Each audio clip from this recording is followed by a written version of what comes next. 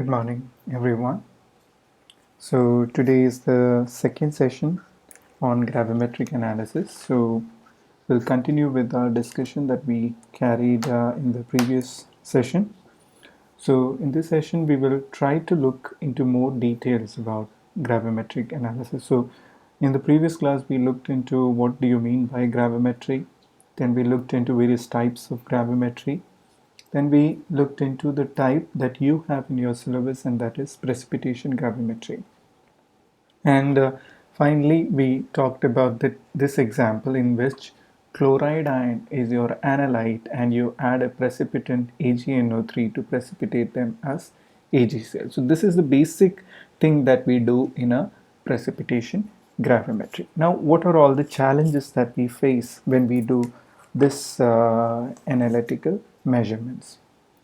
So, whenever a precipitate is formed, so in precipitation gravimetry, what is an important factor is the precipitate that is formed. The precipitate should be of low solubility, high purity, and the composition of which should be easily known. Another important criteria was that this should be separable. That means this should not have a texture that would be difficult for us to separate. So all the pros and cons are attached with the precipitate that is formed. So we need to understand this particular precipitate that is formed.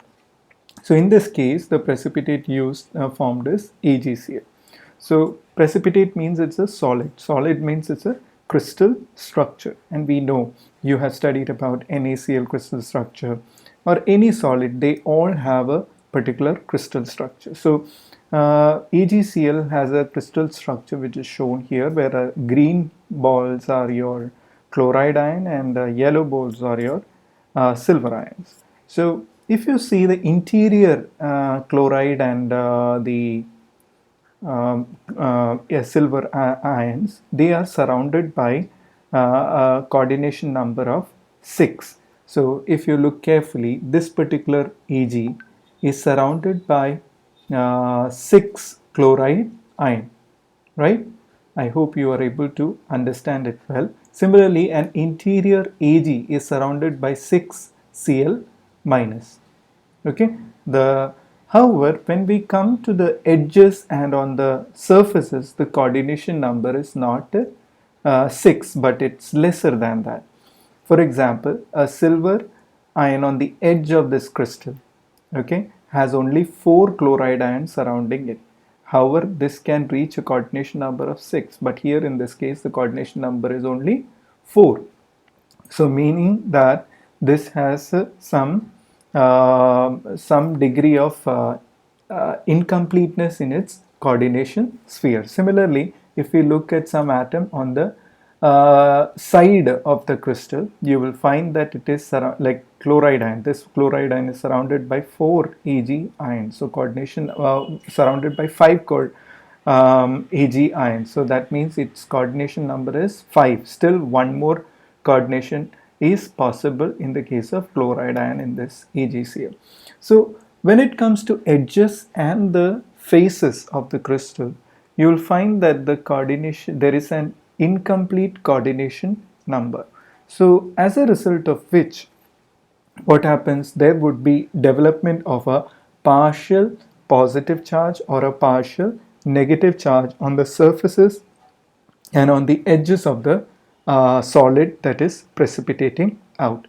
So because of this partial charges that is developing on the surface of the solid, it would tend to attract anions or cations depending upon whether there is excess of positive charges there or whether it's excess of negative charge that is there.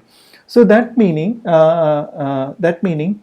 whenever you have an impurity of cation or anion apart from your Cl minus present in your sample, they will tend to get attracted to these surfaces. So because of this attraction of the impure anions to the surface of the precipitate that is formed, what happens? They also start precipitating along with the actual precipitate that is formed. And this type of precipitation of the impurity along with your required precipitate is termed as co-precipitation. So it's a type of impurity where an otherwise soluble substance is incorporated into the precipitate. So you can easily visualize. So if apart from AgCl, some other impurity is also precipitating, then when you filter out and weigh and dry and then weigh it, you will find that you will get a wrong result for the quantitative measurement of chloride ion.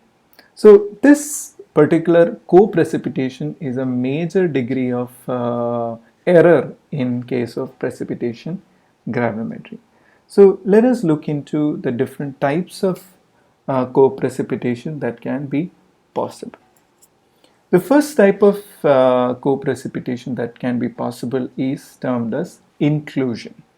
So inclusion can be represented here. So suppose this cubical surface is your this cubic is your crystal structure of the required precipitate that is formed, and these blue dots are your impure anions or cations that are present in your sample.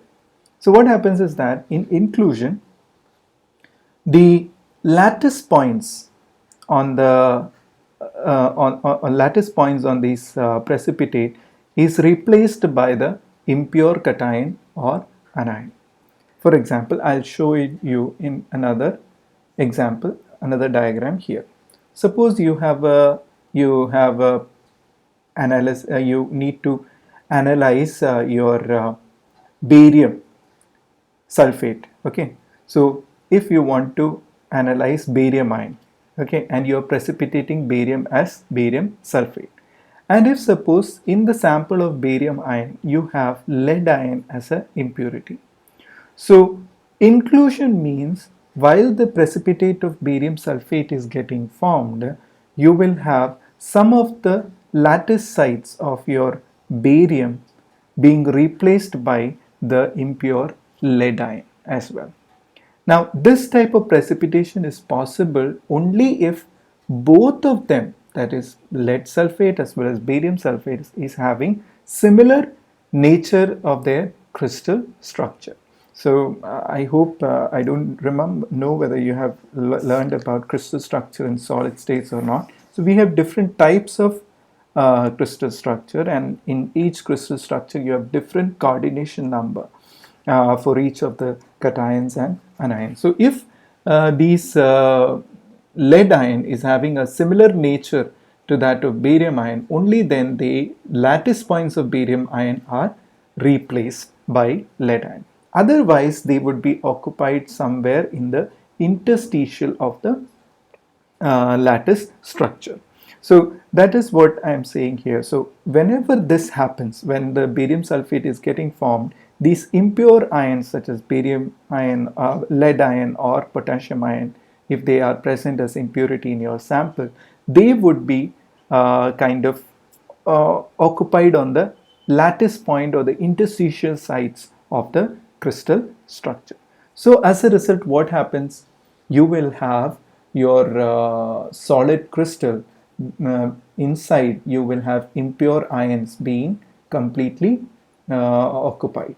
So this type of co-precipitation is termed as inclusion. So that means the crystal structure, this crystal solid, is kind of including apart from the regular ions, it is including impure ion also while it is precipitating. So this is a major problem, because if you have the interstitial sites replaced by these kind of impure anions or cations, then what will happen? It would lead to error in your result. So that is why this is one of the important disadvantage of precipitation gravimetry, that is this inclusion co-precipitation. So how to reduce this inclusion is that we can do something called reprecipitation. Reprecipitation means once you have completely precipitated out using the precipitant, you can separate them out, and then you can redissolve it in another solvent, and then you can reprecipitate it using the precipitate. So this type of repetition of dissolution and then reprecipitation using fresh solvents would reduce this co-precipitation due to the presence of these impure ions. Another way of reducing inclusion is that if you are aware of the impure ions that is present in your solution, then you can add certain complexing agent to somehow capture them and mask them from interaction with the precipitate. Thereby, only your required ion would be precipitated by the precipitant and not the impure ions. So these are the two ways in which you can reduce the co-precipitation due to inclusion. Another type of co-precipitation is something called as occlusion. Occlusion happens is like when you have precipitate, the precipitate being formed is little faster. What happens that it sometimes traps certain solvent in the crystal structure. So when this happens, it leads to a change in the weight of the precipitate, and that would lead to error in your results. For example, another diagram I will show you here. So suppose if the crystal growth is too rapid, okay, this is your crystal that is growing, and these are the counter ions. So what happens when they start growing little rapidly, these ions would be trapped inside the interstitial sites as a whole bunch. Because why they get trapped is because these ions would be trapped along with the solvent in which they are present. So what happens, there would be this trapping of the solvent inside the crystal. So because of this, there would be impurity of ion present inside the crystal. Now how it is different from the inclusion is that here it is the it is like a bunch getting trapped in the crystal, and not that these are spread over the whole crystal structure. If you look at this figure, inclusion has all the impure ions on all over the crystal of the precipitate. However, occlusion, it is just like while it's rapidly growing, it is somehow engulfing a part of the solvent. So solvent will contain impure ions. Thereby, you have this occlusion happening. So occlusion is a kind of large bunch of solvent being trapped by the crystal. So when you dry them out, solvent will come out, the ions would be trapped in here. So this also lead to an increase in the weight of the precipitate that would lead to error in the result. So how can you reduce this type of error, occlusion, co-precipitation is that you can do digestion. This we have discussed in the previous slides. You let alone the precipitate with the mother liquor for some time, like overnight or something. Then the continuous precipitation and like dissolution and precipitation, what would it will reduce this occlusion that is trapped inside the precipitate. Another way of doing this is often this occlusion arises because of fast precipitation. That means when you add the reagent, suddenly the precipitates start forming. So in such cases, you can slow down the precipitation. Okay, so this can be done by doing some in situ generation of the precipitate. Suppose you want to precipitate some ion like ferrous ion using hydroxide, like you have to precipitate ferrous ion as ferrous hydroxide. Then what you do, you have to add a ammonium hydroxide. So instead of adding ammonium hydroxide directly, what you can do is you can generate the ammonium by the slow decomposition of urea or slow hydrolysis of urea at a certain elevated temperature. So when you do that, you will have ammonia being generated, but not at a very fast pace, but slowly. So there is slow generation of ammonia, so slow precipitation of ferrous hydroxide. Thereby you will have a reduction in the co-precipitation due to occlusion. Okay, so these two are two major type of problem that you face in precipitation gravimetry. Another type of problem that you face in precipitation gravimetry due to co-precipitation is surface adsorbates or surface adsorption. This is nothing but what happens is that when the crystals are getting formed on the surfaces, as I told you, there would be partial charges, so it will attract the counter ions on the surface and lead to precipitation of these. Make why this ions, though they are soluble, start precipitating is because when it get attracted to the surface, in this particular region there would reach a supersaturation that would lead to precipitation of the counter ions. Okay, so that is why this type of precipitation is termed as surface adsorption, because it is happening on the surface of the crystals that are precipitating. How we can reduce it? We can reduce it by digestion or by washing. That means when we filter them out, we will wash it properly so that if there is any impurity that is adsorbed onto the surface, since that impurity has a more solubility than the precipitate, while washing they will be washed off from the crystal surfaces. So these are the three types of co-precipitation that we actually find that we need to understand and study. So I discussed with you how these co-precipitation can be reduced. So please be aware of the techniques that we use for reduction of the co-precipitation. Another type of problem that we face in precipitation gravimetry is nothing but post-precipitation. So post-precipitation, as the name suggests, it is happening after the complete precipitation of the required precipitate. So once you add the precipitant and you precipitate out the required precipitate, what happens is that you will have certain other impure ions which would reach to a supersaturated level and they start precipitating out. Okay, but this happens only after the complete precipitation of the required or the primary precipitate. Okay, so that's why this type of precipitation is called as post precipitation. Now, a great difficulty with post precipitation is that the usual technique that we use in precipitation gravimetry, that is digestion, won't work in this case, because if you have a sample in which post precipitation can be obtained, then what happens? If you keep the sample for digestion, it will increase the post precipitation. So digestion cannot be used as a solution for reducing the post precipitation. So how can you reduce this post precipitation?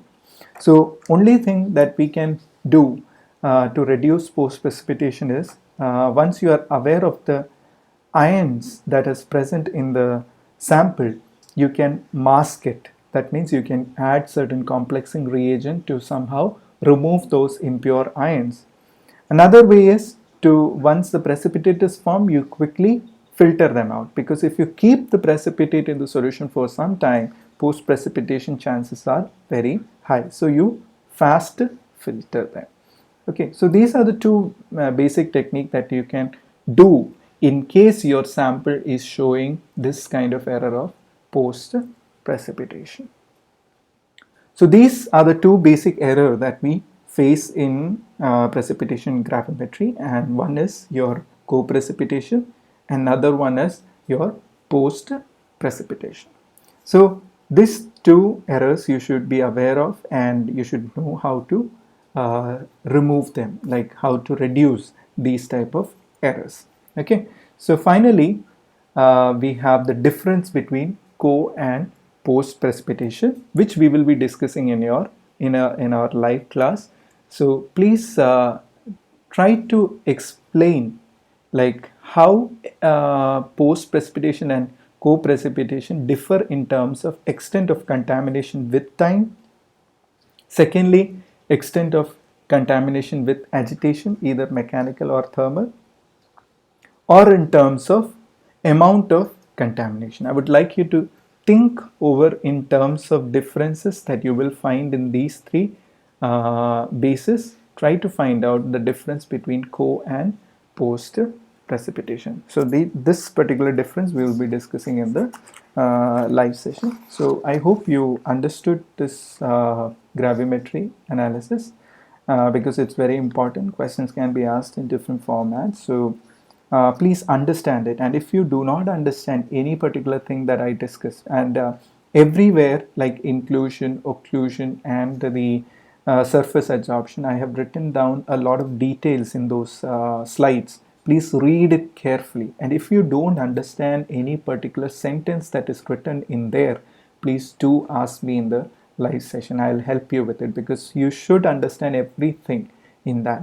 Okay, so please make sure that you understand everything that is written on the slide, and if you are not aware, you are not able to correlate the figure and the notes that are written in there, please do ask me. It is very important you understand this topic. So thank you very much for attending to this lecture. We'll see today in the live session. Thank you very much.